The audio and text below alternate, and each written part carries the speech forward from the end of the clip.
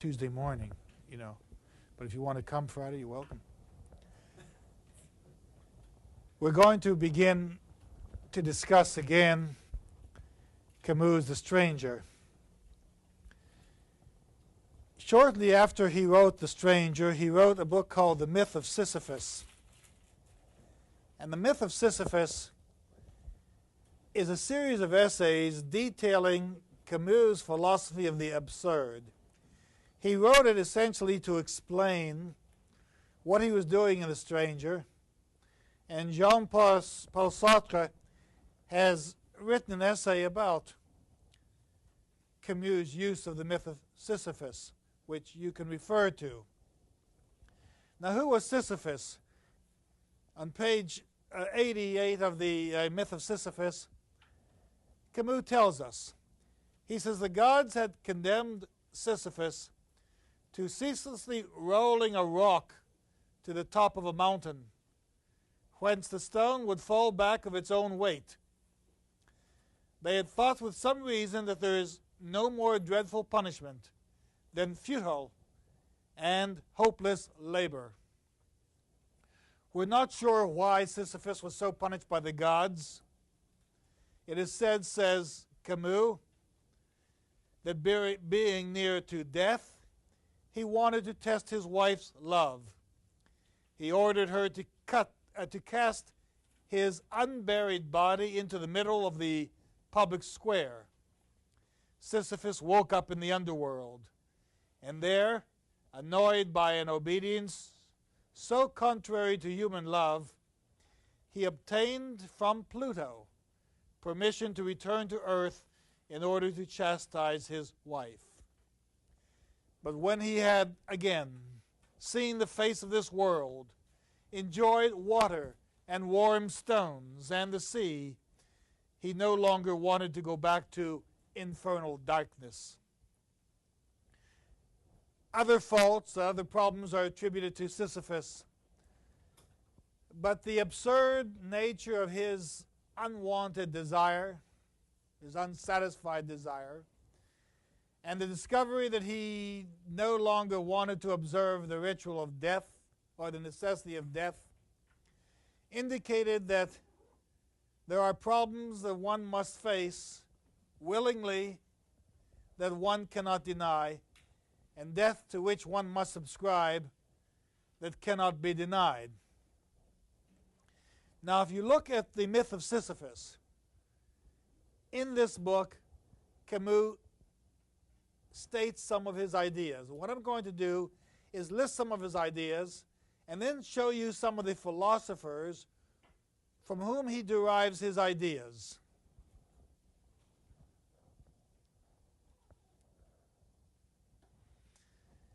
Camus says there is no relationship between the opinion one has about life and the act one commits to leave it.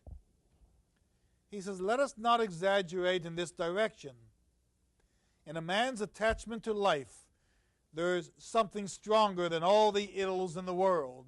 And he says the hardest thing that a person can do is commit suicide. No matter how difficult events become, no matter how absurd life is, you have difficulty taking your own life. There are, he says, great deeds one has to recognize.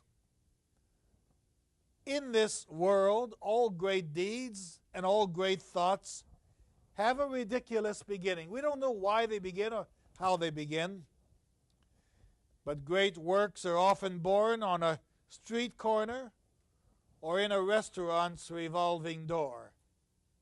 That is, there's no explanation, and certainly he disagrees with any type of educational theory that says you can train genius or you can train people when, in fact, discovery comes, as he says, chaotically and in absurd ways. He says the absurd world, more than others, derives its nobility from that abject birth, from the realization that even once we come into the world, events happen that are unpredictable, sometimes inconsequential, always influential, though they may seem irrelevant, disparate, and imperceptible.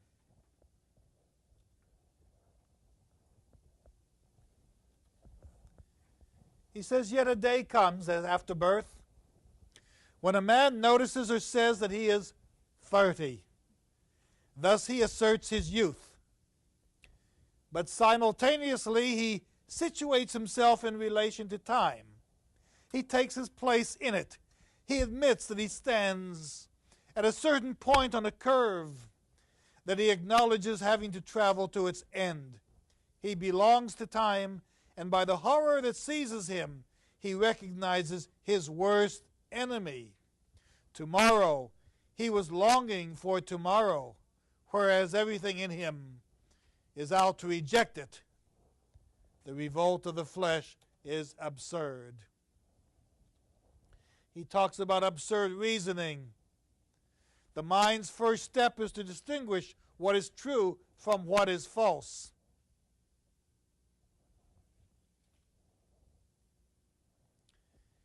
He says, we have our problems. Science, that was to teach me everything, ends up in a hypothesis.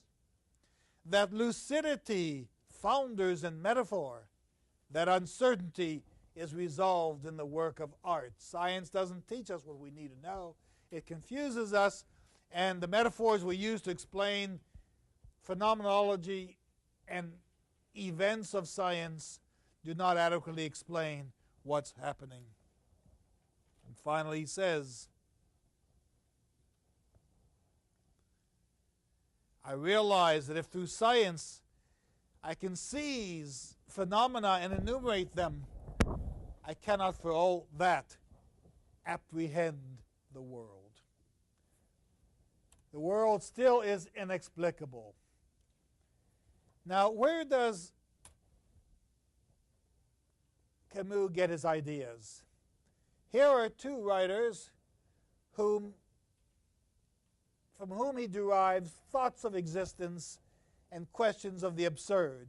One is Søren Kierkegaard, who lived from 1813 to 1855. And Kierkegaard was a Danish religious philosopher who wrote two important books that you ought to know: The Concept of Irony in 1841, Either or in 1843, and then The Nature of Life, which he calls The Sickness unto Death, in 1849. His ideas affected Barth, Heidegger, Jaspers, Marcel, and Buber.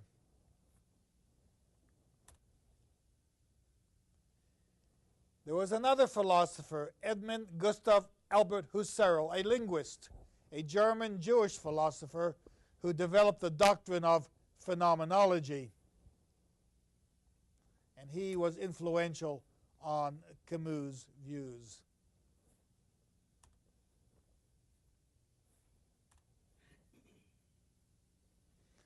Another writer whom he writes about in The Myth of Sisyphus, and these all are names he discusses, I'm going to show you in a few moments, is Lev Sheskov, who lived from 1866 to 1938.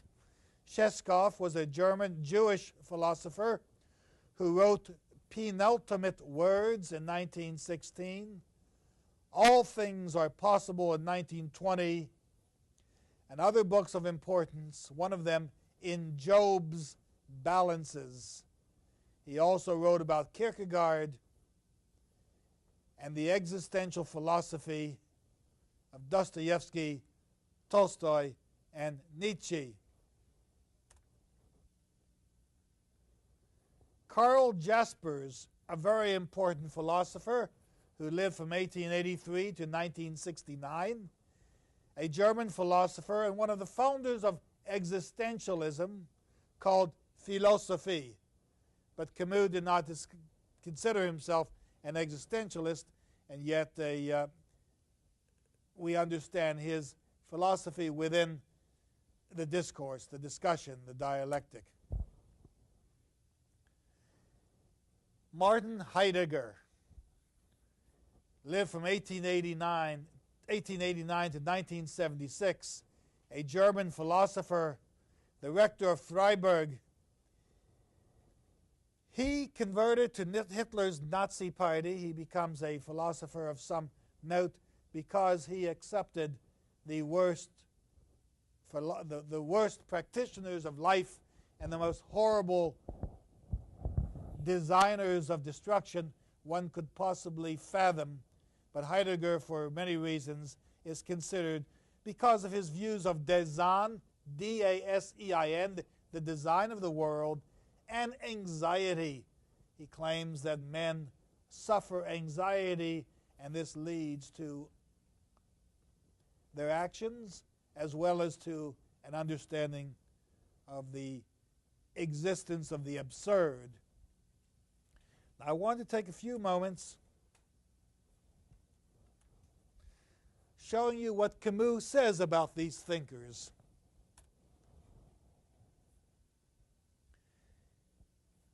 Dealing with Zarathustra, written by Nietzsche, he says, by chance, reason is the oldest nobility in the world. Now that's an interesting comment, by chance. Of course, this is an absurdist statement, because reason, which we think has a logical perception, if it is ordered by chance, is noble because people celebrate reason, but actions don't happen reasonably, and people don't respond reasonably in an absurd world.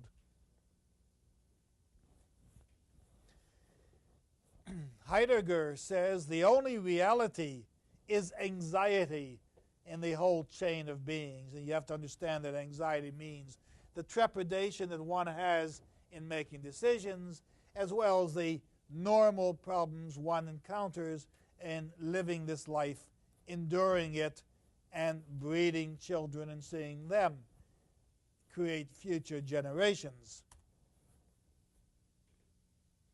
Of Chestov, Camus says, the tightest system he discusses, the most universal rationalism, always stumbles eventually on the irrational of human thought. That is, here we have a system devised by a philosopher. It seems rationalistic, but it stumbles when human beings have to put it into practice. It stumbles on the irrational of human thought. Camus goes on to discuss these philosophers in his assessment of the absurd in the myth of Sisyphus, which is designed to explain the stranger. Kierkegaard says, no truth is absolute or can render satisfactory an existence that is impossible in itself. Now, whose existence is impossible? He's talking about you and me. He's saying that what we're involved in a world where we're scheming, where we're planning, where we're designing, where we're educating ourselves, where we're involved in a social matrix, but there is a certain impossibility. There is a certain framework that doesn't operate the way we expect. And the surprises we get make our lives not possible the way we envision them, but impossible as we least suspect them. Of Karl Jaspers, Camus says, he is left powerless to realize the transcendent. He is incapable of plumbing the depths of experience and conscious of the universe upset by failure. This, of course, is what is essentially frustrating. What can we accomplish? What is life all about if so much of it is unpredictable and so much of what we anticipate turns awry? Now, there is certainty in the world, and there are those of us who are very certain about what we're doing and how we're doing it, very positive in the statements we're making. And then we find ourselves fighting against the ambiguities, the anomalies, the unexpected happenings. There is a transcendent, and we are incapable of plumbing the depths of experience and conscious of a universe upset by failure. Who cannot understand the absurdity of this world? A world that for Camus doesn't have a God telling us what to do or designing a master plan. Who cannot seem to accept that when you pick up the newspapers, as we did, and discover in Arkansas 2 youngsters, 11 and 13, stealing guns that were locked up and in camouflage shooting to the death 4 of their fellow students, and a teacher trying to protect one of them from the gunfire. Of course, Camus knew the absurdity of war. His father, as I told you earlier, was killed in World War I. He himself sees as a fighter, as a French underground fighter working against the Nazis, fighting against the Nazis, he understood the difficulty of life in this absurdity.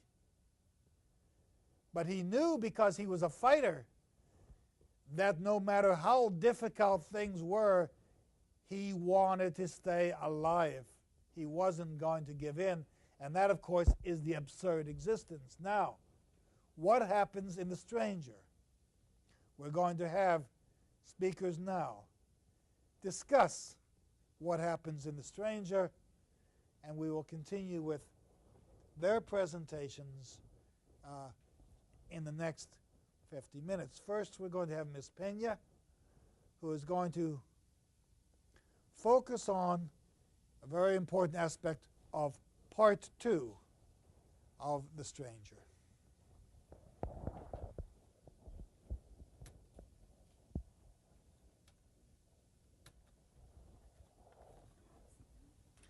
You can sit down, or you can stand up against the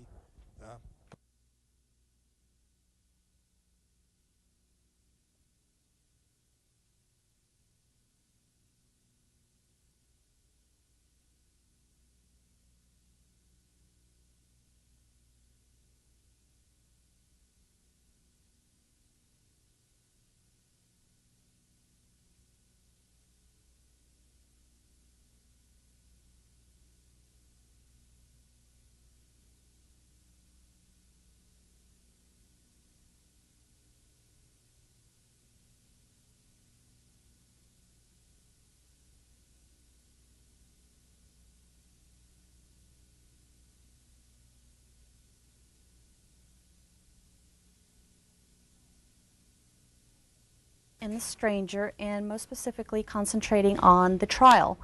But before I get to the trial, I'd like to briefly summarize some of the chain of events that led up to the trial. Now, The Stranger was published in 1946, and it is written in a minimal style with a first-person narration. It's divided into 2 parts, with the first part containing 6 chapters and the second part containing 5 chapters. Now, some of the major characters that we encounter are Meursault, Marie Cordona, and Raymond Sintes. Now, Meursault is an emotionally detached from the world around him and goes through the motions of living, but actually nothing in his life has any meaning for him at all. Marie Cordona I found to be a very naive and one-dimensional character. In essence, I think her to be quite shallow, and she is just as accepting of Moreau's indifference to her as he is as accepting of her shallowness. She knows that Meursault does not love her, but she is willing to marry him anyway, and I think this is also an indication of the fact that she is probably just as indifferent as Meursault is about everything in her life as well. Another major character, of course, is Raymond Sintes. He is very abusive, especially towards women, and is a sinister and disreputable character. And he strikes up a friendship with Meursault and almost immediately begins to tell him details about his personal life to this complete stranger. And yet for all of Raymond's affected poses, however, I do not believe him to be a murderer. So I'd like to briefly summarize part 1 through each chapter, sort of to provide a time reference and a timeline, just so you can see the breakdown of how each one leads up to the chain of events that we will get to in the trial. In chapter 1, Meursault's mother dies, and I believe her to die either on a Wednesday or a Thursday, because Meursault talks about taking off on a Thursday and going up there to the home in Marengo. And he goes there and he keeps a vigil all night, but he refuses to see his mother's body. And then the funeral is held on a Friday. From there, we proceed on to chapter 2. The funeral's over, it's a Saturday, and he goes for a swim at the beach, and he meets with Marie Cordona, and they begin a relationship that very day. They go to the movies, and then they later go back to his apartment. And then on Sunday, he spends his entire day watching everybody from his neighborhood, basically, from his balcony. From there, we proceed on to chapter 3. He goes back to work on Monday morning, and his life has just resumed the tone that he had had it before his mother's funeral. And here the audience is introduced to Salamano and his dog, and to Raymond Sintis. Raymond tells Meursault about some trouble he is having with a woman.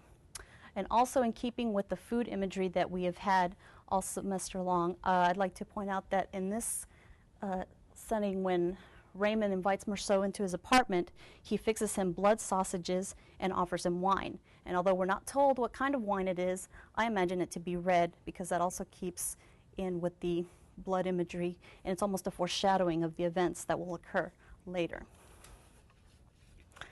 In chapter 4, we're told that Meursault, he works hard all week long, and that week just goes by pretty quickly without any incident, and we come to Saturday, and Marie comes over, and this time she spends the night. And on Sunday, they witness Raymond beating up his girlfriend in his apartment. So now we've got a passage of a week. Then we go into chapter 5. Raymond calls Meursault on a Monday. Again, another weekend has passed. It's another beginning of another work week. And he invites him to go to a friend's house that coming weekend. It is here that Marie comes over and asks Meursault if he will marry her. He tells her that that means nothing to him, but that if it'll make her happy, that he will do it. So he is indifferent to the entire idea of marriage and of love. And then in chapter 6, once again, we go on, and it is another weekend. So another whole week has passed. Raymond, Marie, and Meursault go to the beach house on Sunday. Raymond and Masson have a fight with some Arabs on a beach, and as Meursault just looks on, again with this air of total indifference to what is happening. Raymond is wounded. He is taken to a doctor. Then he comes back to the beach to look again for the Arabs. He has a gun with him, and Meursault takes the gun away from him because he tells Raymond he doesn't want him to do anything stupid. So Meursault, Raymond, and Masson return to the bungalow, but Meursault turns back and goes to the beach, and that's where he finds the lone Arab on the beach and then shoots him 5 times.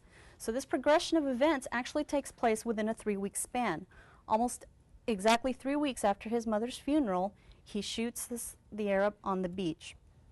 And that is the timeline and the frame of the first part of the novel. The trial begins in part 2 with chapter 3. Now, whereas the events of the first part of the novel proceeded rather quickly within a 3-week period, here we find in almost the space of a turning of a page that Meursault has been sitting in prison for an entire year awaiting his trial. And the trial itself is very formal, and each of the principal characters act as witnesses for Meursault. What I found interesting, though, in this second part, especially in the trial, is that as each witness testifies to Meursault, they begin all the way to the beginning again with Madame Meursault's funeral. It's almost a retelling of the novel from the beginning, but in the first part, we had it being told from Meursault's first-person perspective, and in the second part, we are being told from each of the characters' third-person perspective. And essentially, it's still the same story with not much difference, so you can see that even the characters themselves view Meursault as Meursault pretty much views himself. Marie testifies that she and Meursault began dating the day after his mother's funeral, that they went to a swim and saw a movie together, and that it was a comedy. And then Raymond testifies that Meursault is an innocent man, but of course Raymond's sordid life damages his credibilities, and so he really is in essence no help to Meursault at all. In chapter 4, what we have is the prosecutor's case. Now, the prosecutor paints a picture of Meursault as a hardened criminal to the jury by Meursault's actions before, during, and after his mother's funeral. The fact that he sits calmly next to the coffin, smokes cigarettes, drinks coffee, refuses to see his mother's body, doesn't shed a tear, and talks to the caretaker about inconsequential things, really. The prosecutor goes on to tell the jury that Meursault has no place in a society where he ignores the most fundamental rules. And by the most fundamental rules, I take that to mean that the simple fact that he did not show any emotion whatsoever at the death of his mother. The prosecutor even goes so far as to say that Meursault is also guilty of the murder to be tried the next day. And in essence, what he's saying, his reasoning is that Meursault paves the way for other individuals to also go against the rules of society, and the prosecutor asks for the death penalty. Now, the lawyer's defense is this one. He claims that Meursault is an honest man. He's steadily employed, he's a tireless worker, he's loyal and faithful to his firm. He was a model son, he supported his mother as long as he could, but when he no longer could support her, he had her put into a home for the aged, which Meursault believed would suit her better. Now, Meursault's lawyer never says that Meursault did not commit the murder, but rather he says that there are extenuating circumstances. And the lawyer ends his defense by saying that the jury cannot sentence a man to death, an honest man to his death, simply because he lost control for one single moment in his life. Now, during the trial, Meursault has had been thinking about many different things, and his defense, when asked, of course, why he did it, he claims that he killed the Arab because of the sun. Now, he cannot explain what he means by this statement, and he is frustrated by his abilities, his people's inability to understand what he means. And there is no justification for this action in a legal proceeding, so the jury finds him guilty of premeditated murder. What he's thinking about, however, during the trial is that he feels excluded from the proceedings. Up until this time, he hasn't really felt a part of them, but he feels actually insulted that the lawyer seems to be excluding him even more. And this goes on with his feelings of detachment and other feelings that nothing really means anything in this trial to begin with. And he thinks about a life that isn't his anymore, but which he says provided him with simple joys. What I found interesting in this part, especially when he starts to talk about summer smells and part of town he loved, is this right here, the part of town that he loved. Whereas in the first part of the novel, we're never told that Meursault loves anything, and as a matter of fact, he claims that he doesn't love Marie at all. Here he is talking about something that he loves. He loves the simple joys that were his life when he was a free man. He loves summer smells, parts of the town that he considers his home, which would be Algiers. This is where this novel is set. A certain evening sky, Marie's dresses, and the way she laughed. These are all simple joys that anybody can understand and appreciate. And yet, all up until this time, we have not had this sense of Meursault as being the type of person who's capable of feeling anything. He goes on to say that he considers the entire trial pointless, and he only wants it to be over with, and he even shows no emotion when his sentence is pronounced. Now, all of this, of course, this novel is written in a style of the literature of the absurd. And the absurd is a revolt against tomorrow and is the attempt to come to terms with the present. I see Meursault as living only in the present, and he gives no thought to what consequences his actions may bring tomorrow or the next day at all. And that is why he can go swimming the next day after his mother's funeral. He can start up a relationship with Marie. He can do all of these things. He can start a friendship with a man he even knows to have a bad reputation, because the perfect absurd situation presents itself here in the fact that it is the way Meursault has lived his life, which proves him guilty of being able to commit murder and not the actual murder itself. Meursault admits that he feels even no remorse as to what he's done. So in essence, what the trial has come to be about is not the murder of another human being, it is the way Meursault has lived his whole life. And the way he has lived his life has now come back to him full circle, and he is presented as detached, unemotional, indifferent, and very cold and almost methodical in just the ways that he goes about everything in his life. And in this way, he is seen as the type of person who could cold-bloodedly kill somebody and not think twice about it. Some memorable quotations that I found that struck me were, it occurred to me that anyway, one more Sunday was over, that my mom was buried now, and that I was going back to work, and that really nothing had changed. So nothing in his life ever changes. Not the death of his mother doesn't change him. Running into Marie again doesn't change him. And what I found interesting is that he mentions Sunday almost as if each Sunday is a trial for him in itself, in that he has to get through it. So just so he can go back to work on Monday and resume the life that he knows, that, you know, go to work all week long, do what he does best. And also this is in keeping with the first part of the novel, in which I outline it seems that most of the chain of events happens on Sunday. It is on Sunday that he kills the Arab on the beach. The next quote is, one day when the guard told me that I'd been in for 5 months, I believed it, but I didn't understand it. For me, it was one and the same unending day that was unfolding in my cell, and the same thing I was trying to do. It is from the previous paragraph where we find that he's been arrested and he's sitting in prison, to this paragraph where 5 months have passed, and then to the beginning of chapter 3, in which we find that an entire year has passed. But for Meursault, none of that has any meaning, because nothing affects him.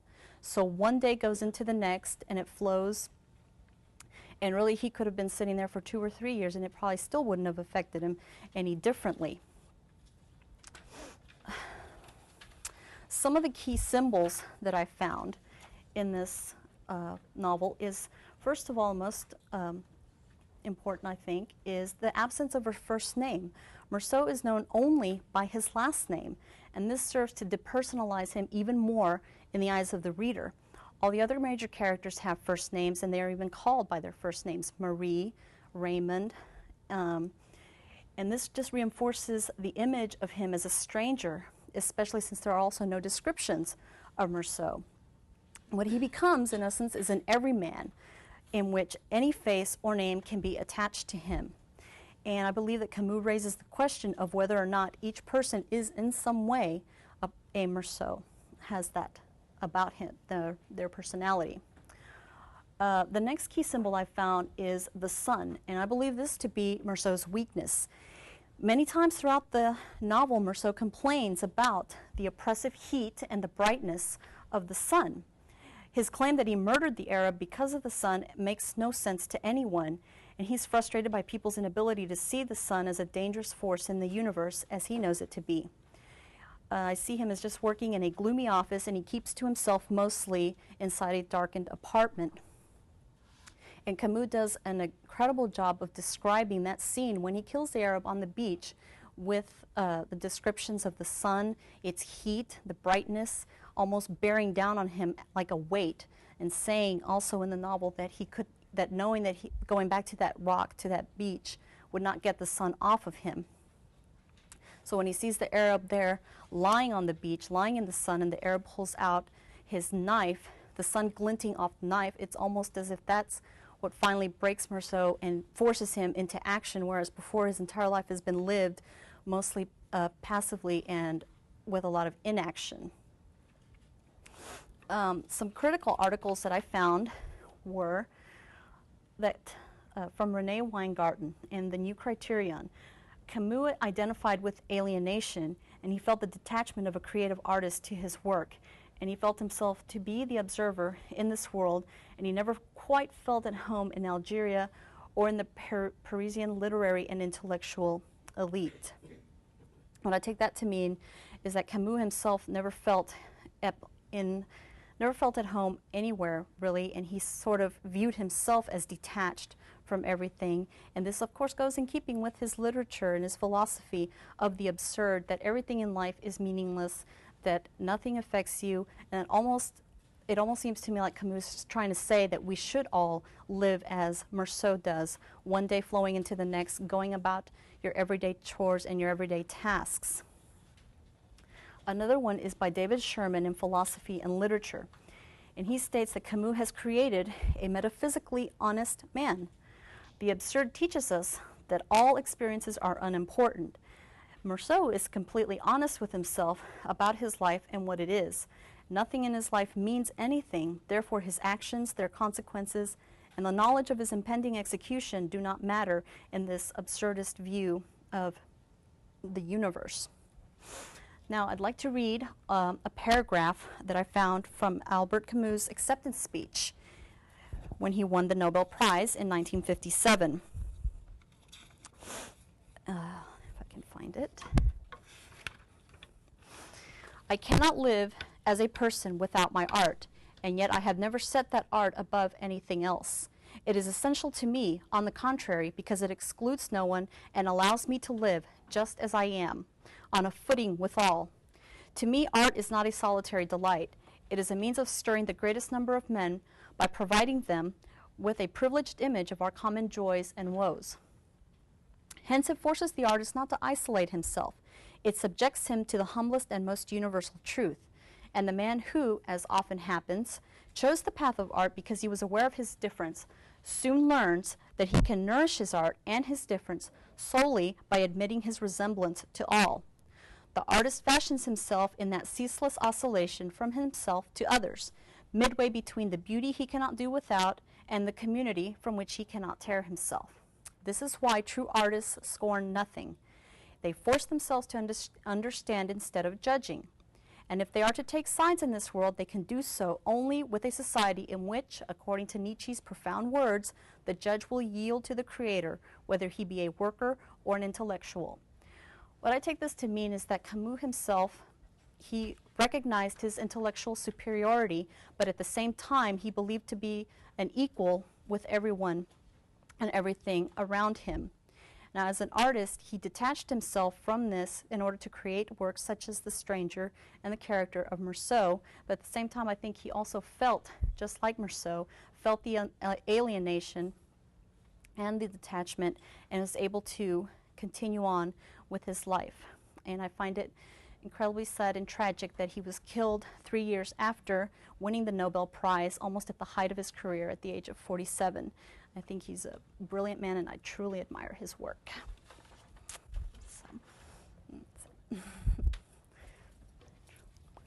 Thank you, Ms. Pena.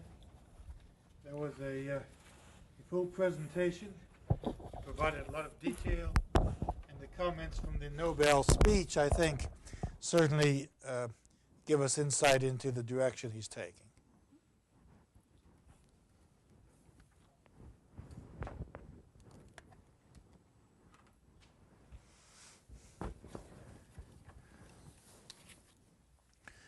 We're going to continue now, and we have to make a slight adjustment here with the computers. But I'd like to review certain principles of The Stranger. Now, we understand that in Camus' philosophy, there is no supreme being, no divinity, no God. His hope, however, is based not on the idea that there is a direction, but that man has to discover that he himself is not devoid of significance, even though death is final and devoid of significance. After death, there is nothing. And so there's reason to live, there's no reason to live with any special vivacity, since death is inevitable. But the salvation comes in the recognition The human beings, not a divinity, are responsible for civilizing the world. And this is the salvation. This is what will bring ultimate happiness. If we discard fearful superstitions and religious concepts which assume man's subservience, then man will not fulfill his own potential. Now, of course, if you're a believer, if you are a religionist, if you hold faith, this idea seems almost incomprehensible. But as we explained in the first session, many events of the 20th century would help people discover and encourage people to discover the absence of a world, or the absence of God in the world, or events that functioned where God was oblivious of the horrors being committed by mankind upon man. Now, Sartre, in his essay, says, of course, that he fully understands now the title of Camus' novel. The stranger he wants to portray is one of those terrible innocents who shock society by not accepting the rules of its game. He lives among outsiders, but to them he is a stranger. And if Sisyphus was unwilling to play the game, then man is unwilling to play the game. And Meursault becomes the epitome of that particular figure, unwilling to play the game. He says, Sartre goes on to say that we ourselves, who on opening the book are not yet familiar with the feeling of the absurd, vainly try to judge Meursault by our usual standards. And for us, he is a stranger.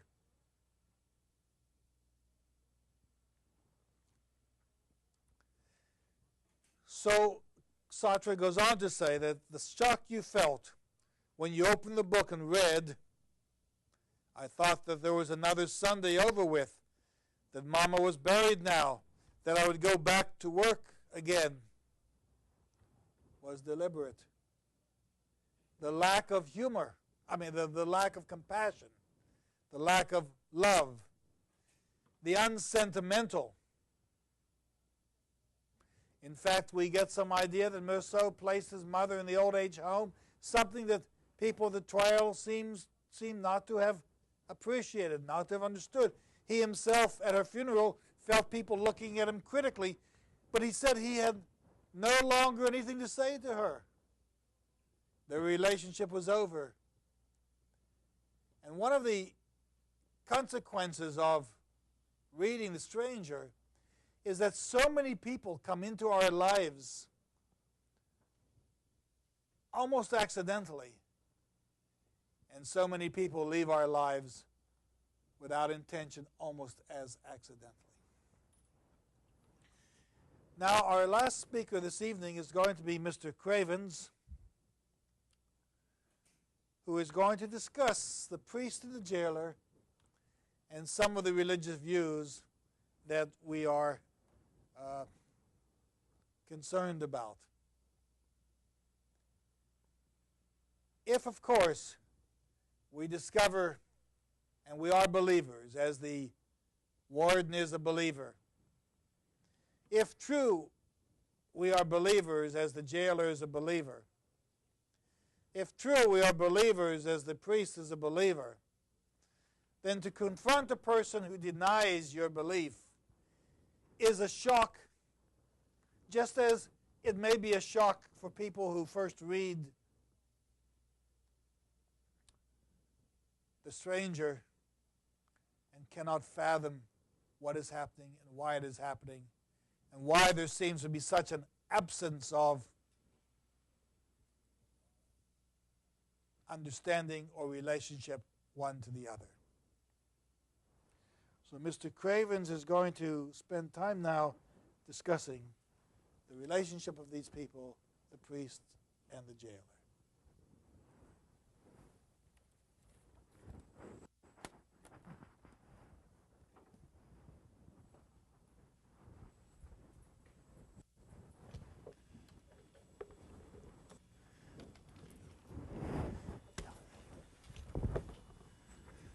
very much.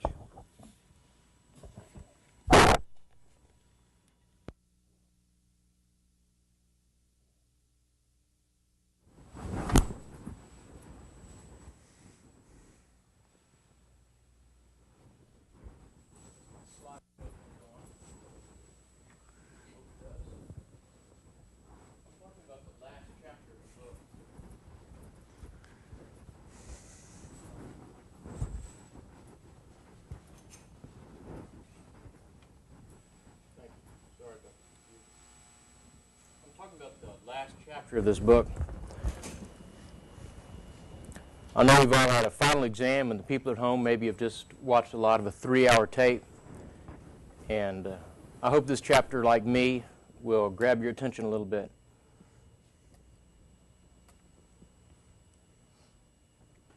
First, just to summarize what I'm going to talk about, this chapter has basically 3 sections. The first section, the character has a soliloquy, a stream of consciousness discussion about hope versus the absurd. And it's a discussion that really tracks the absurd awakening from the myth of the Sisyphus. At the very end of the story, he has the other 2 parts. The chaplain comes in, and he has a symbolic revolt with the chaplain and talks about the dark wind of the absurd. And then at the very end of the book, he has an awakening where he no longer views nature as a hostile force, but feels the gentle indifference of nature. I'm going to finish my talk with a brief description of language in Algeria.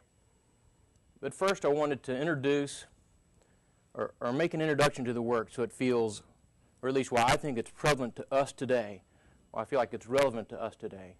And then I wanted to tie in and go off on a side course just a little bit to tie in this last chapter with the rest of the work. And then I'll go into describing these 3 parts of chapter 5. First, I wanted to give an example that I believe we can all relate to. It comes from Friedrich Nietzsche. I think it describes the philosophical context that Camus is working in a way that we can all relate to. And what Nietzsche described was what happens when you hear a bell ringing when you're asleep. And we've all had it where our mind incorporates that sound that we hear into a dream, into a part of the dream. And he says, what is that process that goes on in the mind? And what he says is that our minds takes our past experiences and interprets that sound in terms of past experiences. And then he says, what happens when we're awake? And he says that same action happens of the mind taking nostalgia and interpreting reality in terms of the history, in terms of the past. It's profound for a number of reasons. It's an image that a lot of these people work with, and it's written, the same type of thing is written about a lot.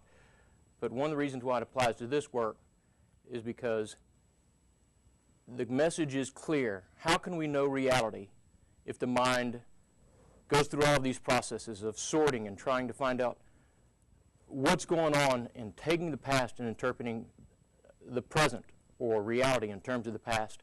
How can we know what's really going on in the world?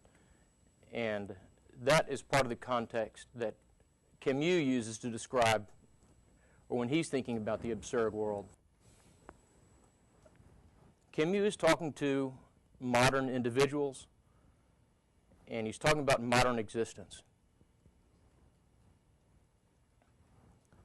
In his acceptance speech, which I feel like he's sort of talking to our generations or our previous generations, he says, heir to a corrupt history in which are mingled fallen revolutions, technology gone mad, dead gods, and worn-out ideologies, where intelligence has debased itself to become the servant of hatred and oppression. This generation, starting from its own negations, has had to reestablish, both within and without, a little bit of that which constitutes the dignity of life and death. It is not certain that this generation will ever be able to accomplish this immense task, but already it is rising everywhere in the world to double the challenge of truth and liberty, and, if necessary, knows how to die for it without hate. Camus is considered to be one of the great philosophers, and The Stranger is considered to be one of the, I'm not sure one of the earliest existential writings, but one of the earlier existential writings. One reason why his work is so relevant is that the atrocities that happened in the Second World War have impeached much of the philosophical work that happened before, because you have to ask the question, if this philosopher's recipe for life or philosophies were correct, how did they allow these atrocities to go on? Marceau really cares about the present, and he cares about his existence. He does care about things. And he tells the preacher that none of his uncertainties was worth one hair of a woman's head. Now, to tie the beginning 9 chapters of the novel with the last chapter, maybe it's 11 chapters with the last chapter, I feel like we have to ask ourselves, what is it about this character that alienates us at first? There's a definite break in this chapter in the language from the beginning and the rest of the book. We become more sympathetic with Marceau. But what disturbs us earlier? And I think it's pretty clear that it's his lack of feelings, his lack of emotion when Ramon beats the lady, when Marie asks him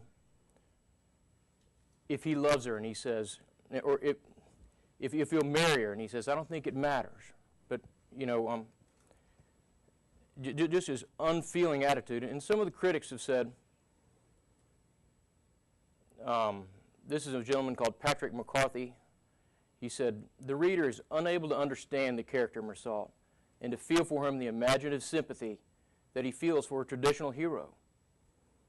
And both Sartre, Blanchard, another one of Camus' contemporaries, the gentleman who wrote the introduction to the British translation, the first translation, they all felt that Marceau's indifference was a negative force. But I think it's important to try to realize how important judging other people and other people judging us is.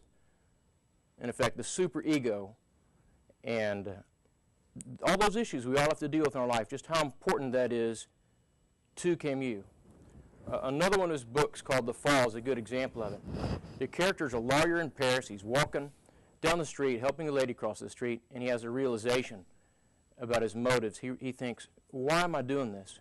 And he feels like it's mixed in with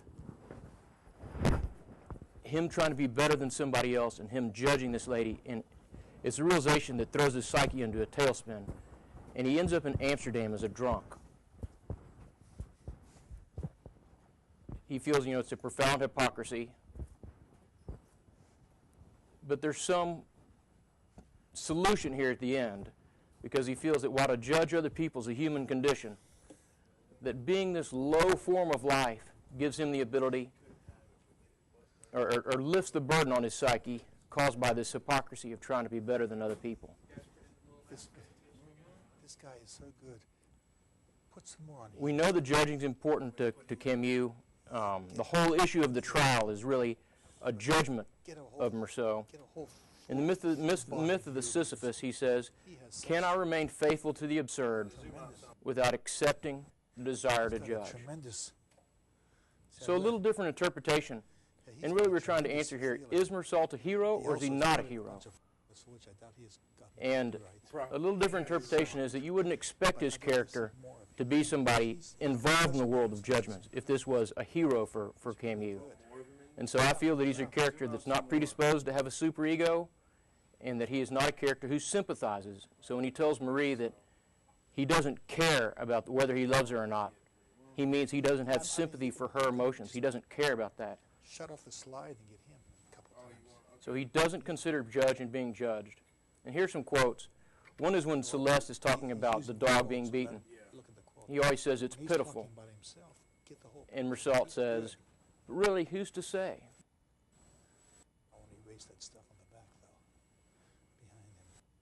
At the end of in this section that I'm looking at, he said, what did other people's death or a mother's love matter to me?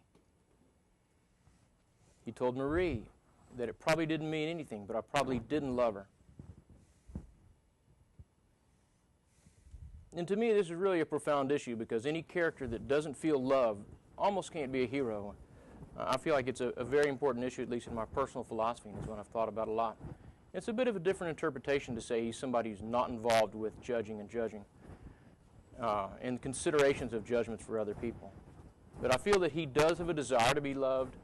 I feel that he's not concerned with other people's love, and he's definitely not concerned with the society's definition for love. And if you remember when the chaplain is asking him what he sees in the stone, if he sees God in the stone, he says that what he had searched for in the stone was as bright as the sun and the flame of desire, and it belonged to Marie. It was not the face of God. And to me, that shows that he feels passion in a form of love, but it's a very non-traditional love. And the important question is, what could be so bleak about this absurd world that would make a character feel so removed from the world that he wouldn't feel loved? And I think that's really what this last chapter is about, and so we'll talk about it. One last thing about the absurd hero. From the myth of the Sisyphus, he says, he's talking about the absurd realization, and that's really also what this chapter is about. At least certainly this chapter really is about that. He says, at this point, that is, at this point of this lucidity, this absurd realization, at this point in his effort, man stands face to face with the irrational. He feels within him his longing for happiness and reason. The absurd is born out of this confrontation between the human need and the unreasonable silence of the world. Obviously, silence is an important topic throughout this book, and the way he uses the language and the way this character is silent plays a very important role. Now, the three sections again, the first is this stream of consciousness where he discusses he has a hope, but then he realizes that the world is absurd and that hope is not going to be fulfilled. It's a process of awakening, and it's an allegory for the absurd awakening. Then at the very end, he has a visit of the priest. He discusses that dark wind, that absurd force that is so horrible that it makes this character be the way he is. And then he has an awakening at the very end. Some of the parts of this chapter dealing with this first section that really goes on much longer than the other part, he starts thinking that he wants to escape from prison, but then he realizes that he would just get caught up in the relentless machinery again. He thinks about the guillotine failing, but then he starts realizing that the system is so absurd or so confused that really a condemned man had to hope that the machine would work the first time because they would just reset it. He starts longing or thinking about his appeal, and he realizes that since we all know we're going to die, it's obvious that when and how don't matter. And when he's talking about about thinking about the dawn, and this is part of a description of the absurd reasoning, is where the passage says, therefore, and the difficult thing was not to lose sight of all the reasoning that went into this therefore. I had to accept the rejection of my appeal. And that was going back to the portion where he said, we're all going to die at some time. And then he says, therefore, I had to accept the rejection of my appeal. Again, this is the lucid thinking and the absurd awakening described in the myth of Sisyphus. And when he's considering being pardoned, just thinking about it, that hope gave him hot blood that would suddenly surge through my body and sting my eyes with delirious joy. And of course, this hope that he's facing is the same hope that we all face in our life, that Camus is saying is pointless in the face of the absurd world.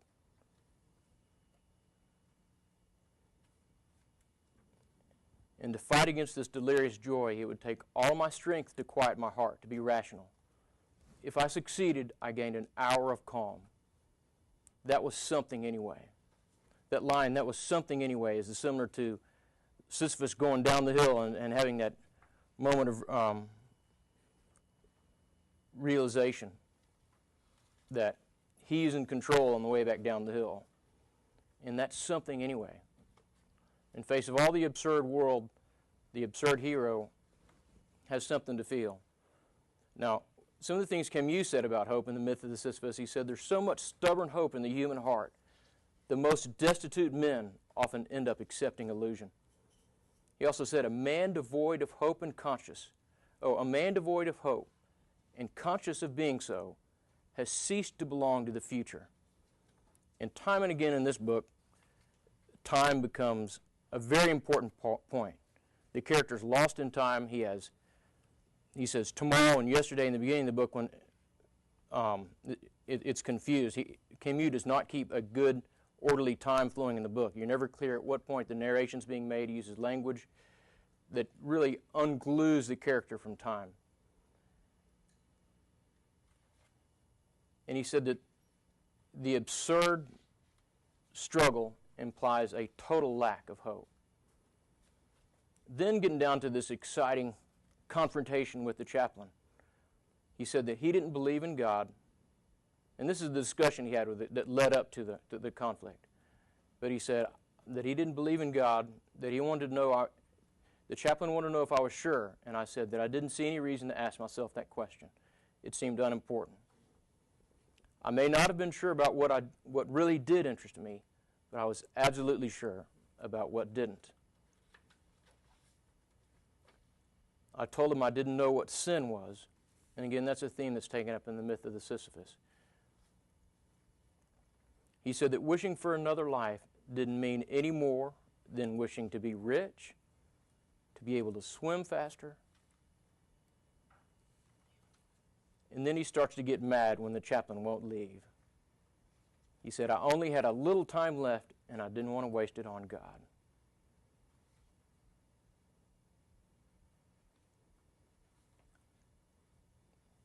When he's getting angry, he holds the chaplain by his collar and shakes him. And he tells himself, he said, but I was sure about me and about everything, sure than he could ever be, sure of my life, and sure of the death I had waiting for me. Yes, that was all I had, but at least I had as much of a hold on it as it had on me.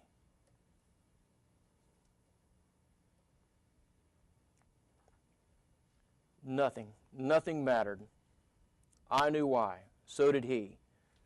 Throughout the whole absurd life I'd lived, a dark wind had been rising toward me from somewhere deep in my future, across years that were still to come, and as it passed, this wind leveled whatever was offered to me at the time. This absurd wind is such a harsh force that it's leveled everything that was offered to him at the time.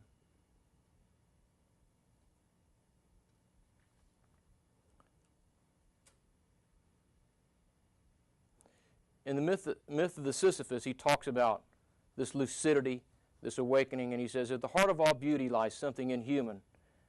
In these hills, the softness of the sky, the outline of the trees, at this very minute, lose the illusory meaning in which we had clothed them.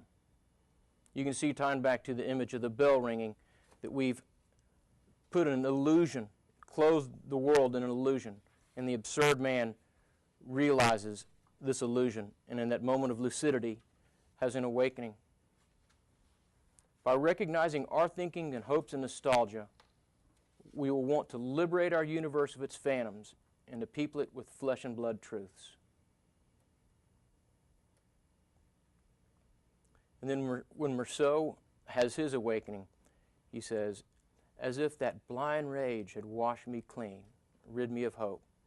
For the first time in that night, alive with signs and stars, I opened myself to the gentle indifference of the world. The language of indifference and imagery of hostile nature from earlier are gone. He moves from reacting with indifference, which is what the entire first part of the novel is, until just the last little bit of the end of the book. He moves from where he's reacting with indifference to where he feels the indifference of the world.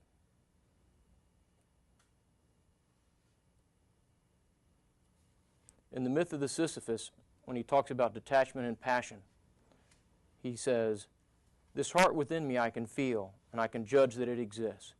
This world I can touch, and I likewise judge that it exists.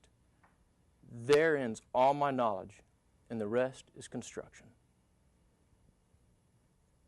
To live solely with what he knows, to accommodate himself to what is, and to bring in nothing that is not certain. He is told nothing is, but this at least is a certainty. He's talking about the absurd man and what they believe.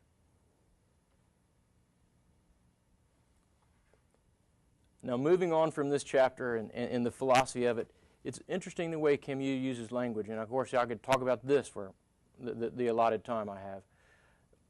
He uses the perfect tense instead of the historic past tense. Traditionally in French literature, the historic past tense is used. The perfect tense is much more conversational, and the difference really is, and it's not translatable apparently, but he uses a have done instead of a did type vocabulary when he writes the book. And this is most of the book. Actually, right at the beginning of the chapter I've been assigned, he goes in the present tense just for a little bit. It's interesting because that plays a role both with time, that he's used the perfect tense instead of the historic past, but the people of the time felt like he wrote a book that was in total breaking with literary tradition. The honesty and the silence that he portrays in their character, and it's throughout the language in the whole book,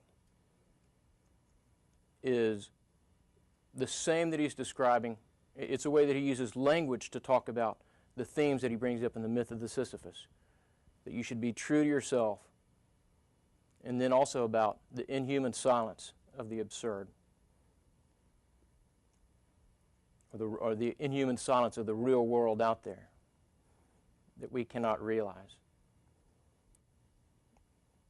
And Sartre said, and he has a book called the Explanation de l'Etranger, sorry I can't say that right, but he said that the character's pure passivity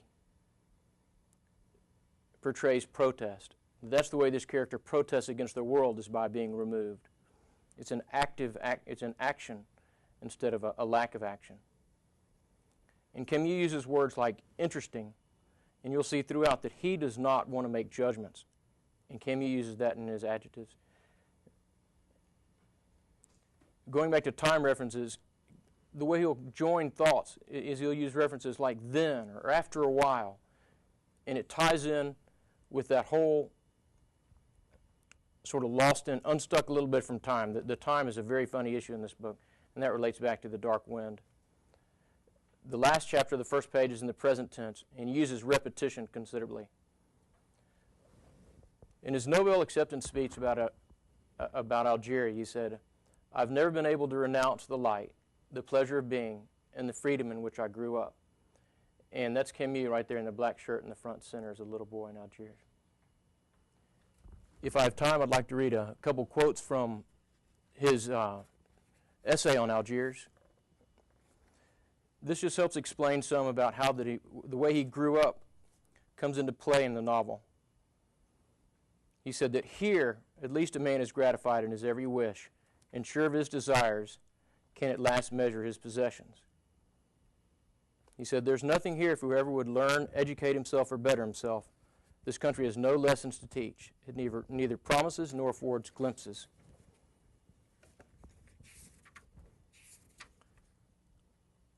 And he said, I owe to such evenings the idea I have of innocence. And I really think that virtue is a meaningless word in all of Algeria. Here, intelligence has no place as in Italy. This race is indifferent to the mind. It has a cult and an admiration for the body.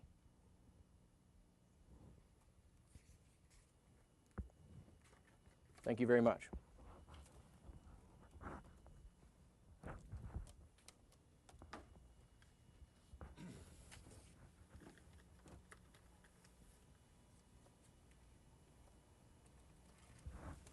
Thank you, Mr. Cravens, for an illuminating, picturesque, and detailed discussion of the last chapter of L'Étranger. And I think you made a very interesting point. The special type of language, the passé simple that Camus uses, is an attempt to indicate that events are ongoing while they are moving past the moment of occurrence. And that's a special usage in French, and I think your examples demonstrated the point you were making. We've heard a number of voices this evening, a number of students, discuss their interpretation of the stranger, and I think you found these interpretations enlightening, well researched, and certainly evidence of a meticulous study that will lead presumably to the research paper. Again, our principle is to study the material, read the material, research the critics, assess the material ourselves, and then produce a meaningful work, perhaps even a publishable work. But we've heard so many voices, let's turn back and hear Camus himself speak himself about the stranger. In the 1955 preface, he writes, "I summarized the stranger a long time ago with a remark that I admit was highly paradoxical." Now here he is talking himself about what he did in this novel. In our society, any man who does not weep at his mother's funeral runs the risk of being sentenced to death. He says, "I only meant that the hero of my book is condemned because he does not play the game.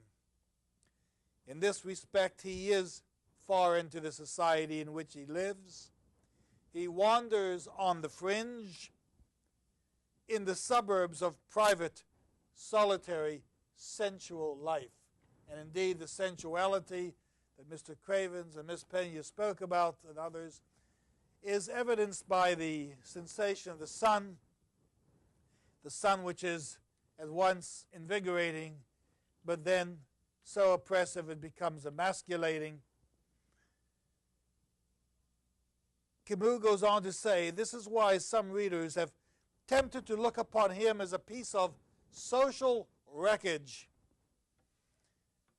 He says, a much more accurate idea of the character, at least one closer to the author's intentions, he's speaking about himself, will emerge if one asks just how Meursault doesn't play the game. The reply is a simple one. He refuses to lie. You don't play the game by refusing to lie. To lie is not only to say what isn't true. It is also and above all to say more than is true. Now let's look at that in terms of what we've said.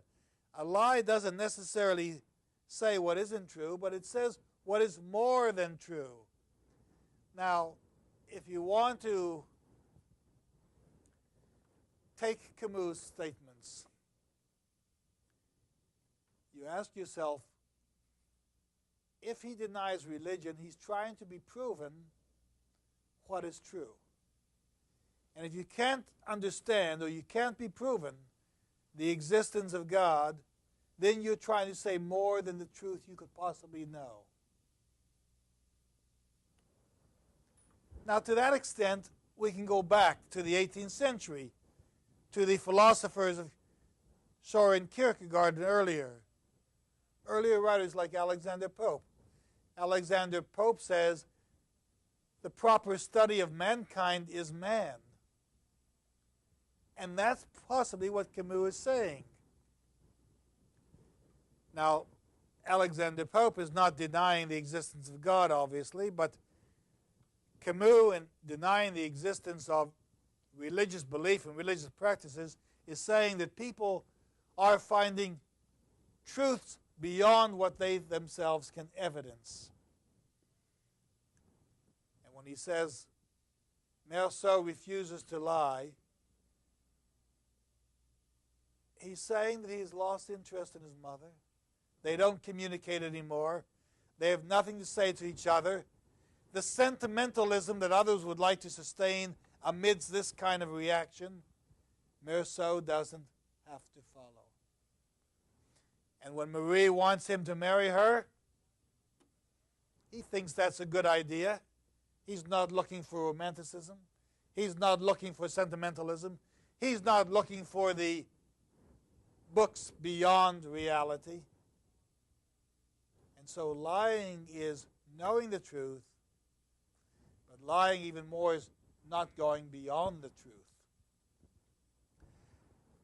To this extent,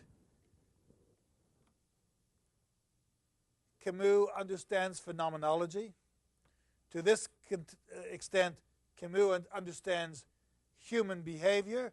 And to this extent, Camus is not interested in practicing religions or practicing beliefs whose verities he cannot prove and he cannot understand. David Hume said there's a difference between faith and reason. You can observe both, but don't call them the same thing. And that's what Camus does. Thank you for joining us this evening.